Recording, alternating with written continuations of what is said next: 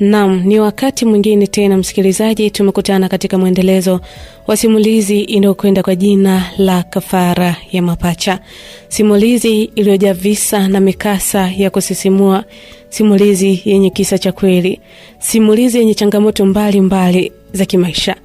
Anaye tusimulia kisa hiki ni mwanaume anayefahamika kwa jina la Abeli. Ni mambo mengi ambayo amepitia katika safari ya maisha yake. Kuna kitu anataka kujifunze kupitia yeye. Kwa nini Abeli ametuambia kafara ya mapacha? Ili kujua yote haya, andamana nami mwanzo hadi mwisho wa simulizi hii. Mtunzi na msimuliaji wa simulizi hii ni mimi, Faraja Simkwai. Unaweza kunipata katika mitandao ya kijamii, Facebook, Instagram pamoja na TikTok. Napatikana kama Faraja Simkwai. Lakini pale YouTube unaweza kusearch Chemchem ya Simulizi.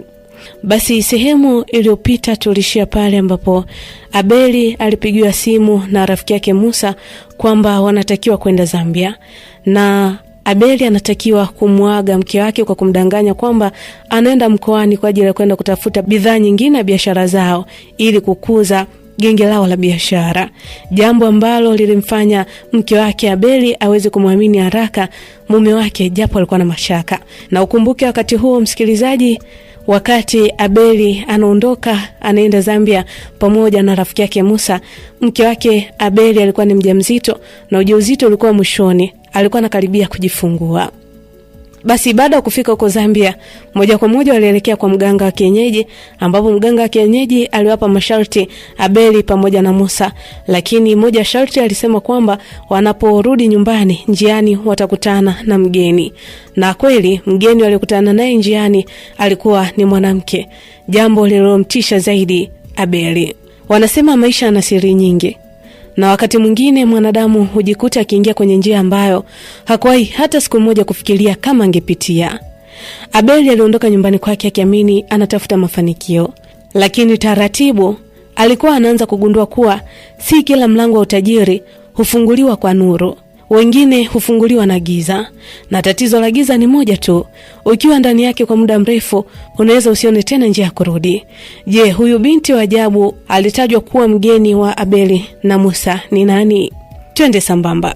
Binti yule alipokaribia gari, moyo wa Abeli ulianza kudunda kwa nguvu zaidi kuliko kawaida. Uzuri wake wa yule binti haukuwa wa kawaida hata kidogo, na kadri alivyozidi kulisogelea gari ndivyo hali ya wasiwasi ndani ya Abeli ilivyozidi kuongezeka. Basi mara moja Abeli alimshika Musa mkono haraka na kisha kumwambia, akasema, "Isee Musa, hebu nakuomba pembeni kwanza tuzungumze. Naomba tuongee, hatuwezi kuendelea kukaa hapa."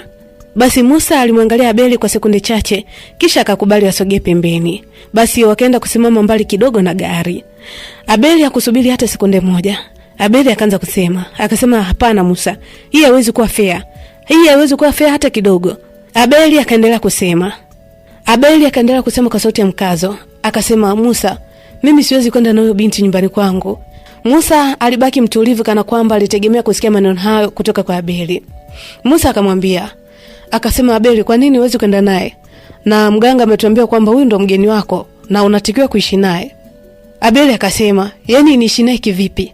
Na unajua fika kwamba mimi nina mwanamke, na si mwanamke tu, ni mke wangu. Halafu huyu mwanamke tumemkuta tu njiani ghafla. Halafu ghafla eti unaniambia nikaishi naye? Hapana, haiwezi kuwa kweli. Yaani rafiki yangu hapa sikudanganyi. Ndio ulisema nisiwe mbishi kwa kila kitu kwa ajili ya mafanikio, lakini kama mafanikio ndo haya, hapana, siwezi nikaokota watu ovyo ovyo. Je, kama nilijini ili nataka likanyonye damu? Hapana, kwa kweli siwezi."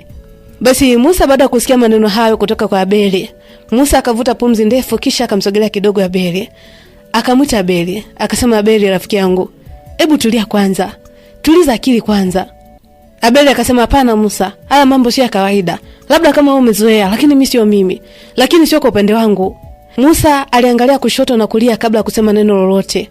Kisha kwa sauti ya chini akamwambia Abeli, akasema, "Sikiliza Abeli rafiki yangu. Kuna kitu ambacho kijui kuhusu binti.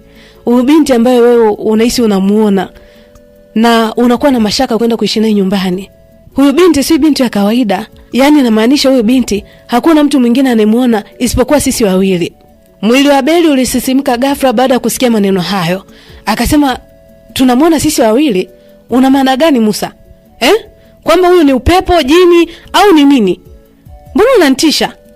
Musa akamwambia Abeli, hebu tuliza munkari bwana. Na maanisha hivyo hivyo unavyofikiria. Musa alisema kwa msisitizo. Akaendelea kusema, akasema yani Abeli, hata tukipita mbele ya watu 100, hakuna mtu ambaye atamuona, ni sisi wenyewe. Abeli alihisi baridi kali ikipita mgongoni mwake. Abeli akasema, Musa, unanitania si ndio? Kwa rafiki yangu umenileta kwa majini. Mimi na majini wapi na wapi? Nitalisha nini hayo majini? Nimeyafuga wapi hayo majini? Unanijua fika ndugu yangu tangu kijijini mimi namna gani nilivyomuoga. Mbwa tu namuogopa. Sembuse jini kweli? Abeli baada ya kuongea maneno hayo alihisi kama Musa huenda angemuelewa, lakini Musa aliendelea kuwa serious. Uso wake ulikuwa kawaida sana, jambo lilomfanya Abeli aogope zaidi. Basi polepole Abeli aligeuka na kumtazama tena yule binti aliyekuwa amesimama pembeni ya gari huku akiwa kimya kabisa. Na safari hii macho yake Abeli na macho ya yule binti yalikutana moja kwa moja. Yule binti alitabasamu taratibu, kisha kwa sauti laini lakini ya kutisha kidogo akasema, jamani Abeli, mimi naitwa Sabrina. Abeli hakujibu. Alikuwa kama mtu ambaye amepigwa na kitu kizito kichwani. Binti yule akaendelea kumtazama Abeli bila kupepesa macho. Kisha akaendelea kusema, akasema, ndio usibishe. Alichokuambia Musa ni cha ukweli. Mimi ni Sabrina na mimi si mwanadamu wa kawaida. Na wewe ndio mtu pekee unayeniona pamoja na rafiki yako Musa. Hakuna mtu yoyote yule ambaye ataniona. Moyo wa Abeli ulitaka kusimama ghafla baada ya kusikia maneno hayo. Akasema, wewe ni jini? Ukimya mzito ulitanda ghafla. Kwa sekunde kadhaa Abeli alihisi miguu yake ikikosa nguvu. Abeli alitaka kukimbia, lakini mwili wake ulikuwa mzito kana kwamba umefungwa na kitu kisichoonekana. Abeli alikuwa bado amesimama pale pale, akili yake ikiwa imechanganyikiwa baada ya kusikia ukweli kuhusu Sabrina. Abeli alijaribu kuongea lakini maneno yaligoma kutoka. Musa ambaye muda wote alikuwa mtulivu, alimshika bega taratibu Abeli kisha akasema Abeli, sasa huu ndio mwanzo wa maisha ambayo ulikuwa ukiyatamani.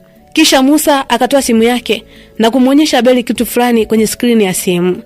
Akasema, Abeli sikiliza, umeiona hii akaunti? Hii akaunti tayari nimesha kufungulia zamani kwa ajili ya maandalizi ya leo. Musa aliongea maneno haya kwa utulivu. Akasema, na tayari kwenye akaunti hii pesa tayari zimeshaingia na ni pesa nyingi sana. Abeli alikunja uso kidogo kwa mshangao kisha akasema pesa? Musa akasema, ndio, ni pesa. Hebu angalia mwenyewe. Basi kwa mikono iliyokuwa ikitetemeka kidogo, Abeli alipokea simu ile. Macho yake yalipotoa kwenye kiasi cha pesa kilichoonekana kwenye akaunti, mwili wake wote ulisisimka. Abeli hakuwa anaamini kile alichokuwa anakiona. Ilikuwa ni pesa nyingi kuliko kawaida. Yaani zilikuwa ni pesa ambazo hakuwahi kuota hata mara moja kwamba atai kuzimiliki katika maisha yake. Abeli akashtuka, akasema, Musa, unataka kuniambia pesa hizi zote ni za kwangu? Abeli aliuliza kwa sauti ya chini lakini ya mshangao. Musa alitabasamu. Akasema, ndio Abeli, milango ya mafanikio tayari imefunguka kwa upande wako. Yaani kuanzia sasa unaweza kununua nyumba, magari, hata kuanzisha biashara kubwa. Abeli alibaki kimya kabisa. Kichwa chake kilianza kujaza picha za maisha aliyokuwa akiota siku zote. Alianza kuwaza namna mke wake Amina atakavyoanza kuishi maisha mazuri, watoto wake atakaowapata ambao wataishi maisha bora, na watu waliowahi kumdharau kubaki wakimshangaa. Lakini kabla hajazama zaidi kwenye mawazo hayo, ghafla simu ya Abeli iliita. Alipoangalia jina lililoonekana katika simu yake, moyo wake uliruka kwa furaha. Lilikuwa ni jina la Amina, mke wake. Basi Abeli mara moja akapokea simu na kusema, "Halo mke wangu Amina." Alisema haraka huku tabasamu kubwa likionekana usoni mwake. Lakini kabla hajamaliza, sauti ya Amina ilisikika ikiwa imejaa furaha na machozi ya shangwe. Mke wake Amina akasema, "Jamani Abeli mume wangu, mzima? Hujanitafuta karibia wiki nzima mume wangu." Abeli akasema, "Oh mke wangu, nilikuwa nataka nikupigie muda sio mrefu kwa sababu nina habari njema sana kwako." Amina akasema, "Wewe usiniambie una habari njema? Sasa sikiliza, kabla hujanipa habari njema zako, ngoja nikupe za kwangu njema kwanza." Abeli akasema, "Mke, mbona unanitisha? Habari gani hizo tena?" Mke wake Abeli akasema, "Yaani mume wangu, nimejifungua." Abeli akasema, "Unasemaje?" Amina akasema, "Ndio mume wangu, nimejifungua siku 3 zilizopita." Uso wa Abeli ulibadilika ghafla kwa furaha kubwa. Abeli akasema, "Umejifungua mke wangu? Kwa hiyo mimi naitwa baba?" Amina akasema, "Ndio mume wangu." Amina alisema maneno hayo huko akicheka kwa furaha. Tena akaendelea kuongeza maneno kwamba, "Mume wangu, nimejifungua mapacha. Yaani tumepata watoto mapacha mume wangu." Kwa sekunde chache Abeli alibaki kimya kana kwamba dunia ilisimama. Kisha Abeli akacheka kwa furaha kubwa huku macho yake yakianza kulowa kwa machozi. Akasema, mapacha, Mungu wangu. Yaani siamini kile ninachokisikia mke wangu. Moyo wake Abeli ulijaa furaha ambayo hajawahi kusikia kabla. Lakini ghafla katikati ya furaha hiyo, sauti nyingine ilisikika pembeni yake ikisema safi. Ilikuwa ni sauti ya Sabrina. Abeli aligeuka kwa haraka na kumtazama Sabrina. Sabrina alikuwa akitabasamu taratibu, tabasamu ambalo safari hii ilikuwa na kitu cha ajabu ndani yake. Na jinsi alivyosema lile neno safi, ilikuwa kama tayari alijua taarifa ile kabla hata simu haijapigwa. Jambo hilo lilimfanya Abeli kuhisi uoga mkubwa kuliko wakati mwingine wote ambao aliwahi kuhisi uoga. Na hapo ghafla furaha ya Abeli ilianza kuchanganyikana na hofu ambayo hakuweza kuielezea. Basi baada ya simu kukatika, Abeli alibaki amesimama kimya, huku moyo wake ukiwa umejaa furaha na hofu kwa wakati mmoja. Abeli akawa anawaza, mapacha? Yaani mke wangu amejifungua mapacha? Siamini. Kwa hiyo nimeenda kwa baba watoto wawili ghafla tu? Haiwezekani. Yaani neno mapacha lilikuwa linazunguka kichwani mwake tena na tena. Abeli alitamani angekuwa karibu na Amina muda huo, aone watoto wake kwa macho yake mwenyewe. Lakini kadri furaha ilivyoongezeka ndani yake, na ndivyo hofu ilivyoanza kuongezeka taratibu. Polepole Abeli alimgeukia Musa. Abeli akasema, Musa, kama ulivyomsikia shemeji yako, amejifungua watoto mapacha. Sauti ya Abeli ilikuwa ni nzito kidogo. Kisha Abeli akaendelea kusema. Akasema, natumaini hizi pesa hazina uhusiano wote na familia yangu. Yaani hazihitaji kitu chochote kutoka katika familia yangu. Musa alimwangalia Abeli kwa sekunde chache kabla hajajibu. Kisha akasema, Abeli, hebu tulia bwana. Hakuna kitu kibaya ambacho kitaikumba familia yako, au ni watoto wako na hiyo ni familia yako. Mbona mimi nina mke na watoto, nina ndugu na familia, hamna kitu kibaya ambacho kimetokea, ni hofu yako tu. Abeli akamwambia Musa, Musa, una hakika na hicho unachokiongea? Abeli aliuliza tena na safari hii macho yake akiwa na wasiwasi mkubwa. Musa akatikisa kichwa kwa kujiamini, kisha akasema, Abeli, hakuna kitu kibaya ambacho kitatokea katika familia yako, niamini mimi. Muhimu ni jambo moja tu. Abeli akamuuliza Musa, ni jambo gani hilo? Musa akasema, jambo lenyewe unatakiwa tu ufuate masharti ya Sabrina. Basi baada ya kuongea neno hilo, kuna ukimya ambao ulipita katikati yao. Abeli alimeza mate polepole kabla hajageuka upande wa Sabrina, aliyokuwa bado amesimama karibu nao akiwa na utulivu wa ajabu. Upepo ulivuma taratibu huku ukichezesha nywele zake ndefu, na macho yake yakimtazama Abeli moja kwa moja bila kupepesa. Kisha Sabrina akasogea hatua moja mbele. Kisha Sabrina akamwita Abeli. Akasema, Abeli. Abeli hakujibu kitu, bali alitikisa kichwa tu kuashiria kwamba anamsikia kile ambacho Sabrina anataka kuongea. Sabrina akaendelea kusema. Akasema, nafikiri kila kitu rafiki yako ameshakwambia. Je, upo tayari kuyasikia masharti yangu? Abeli alibaki kimya kwa sekunde kadhaa, huku moyo wake ukipiga kwa nguvu na huku akili yake ikiwa imejaa hofu na maswali mengi yaliyokosa majibu. Lakini kila alipokumbuka maisha magumu aliyopitia, kila alipokumbuka Amina na watoto wake waliokuwa wamezaliwa muda mfupi uliopita, alijikuta akishindwa kurudi nyuma. Basi polepole Abeli akainua macho yake na kumtazama Sabrina. Akasema, sawa, nipo tayari kusikiliza masharti yako. Tabasamu la Sabrina likapanuka kidogo. Musa aliyekuwa pembeni alibaki kimya kabisa, kana kwamba kila kitu kilikuwa kinaenda kama alivyotarajia tangu mwanzo. Basi Sabrina akamsogelea Abeli taratibu na kuanza kumwambia hayo masharti. Basi Sabrina akamwambia Abeli. Akasema, Abeli, sharti la kwanza, kila usiku ni lazima unipeleke hospitali yoyote ile. Sijajua utanipeleka kwa namna gani, lakini unatakiwa uzijue hospitali zote za jiji la Dar. Abeli alikunja uso kidogo. Akasema, hospitali? Sabrina akasema, ndio. Nahitaji kwenda hospitali yoyote ile. Wewe kazi yako ni kunishusha hapo hospitalini, mimi naenda kukifanya kile ambacho nimekusudia. Sawa? Abeli akasema, sawa. Lakini Sabrina akasema, lakini nini Abeli? Usiniulize maswali mengi. Cha muhimu ni kufanya nilichokwambia. Usiniulize maswali mengi bwana, utaniboa. Basi Abeli alimeza mate polepole huku akiendelea kumsikiliza Sabrina. Basi hofu ya Abeli ilianza kuingia zaidi ndani moyo wake, lakini bado alibaki kimya akiendelea kusikiliza. Basi Sabrina akaendelea kuongea. Akasema, na sharti la pili Abeli, Safari sauti yake ilikuwa na usirias kidogo. Akasema, pindi utakaponunua gari, kwa sababu najua tukitoka hapa kuna nyumba ambayo umeandaliwa, kuna magari na pia kuna biashara ambayo umeandaliwa. Sharti ambalo nakupatia katika magari yako au usafiri wako aina yoyote ile, siti ya mbele hatakiwi kukaa mtu yoyote yule isipokuwa mimi.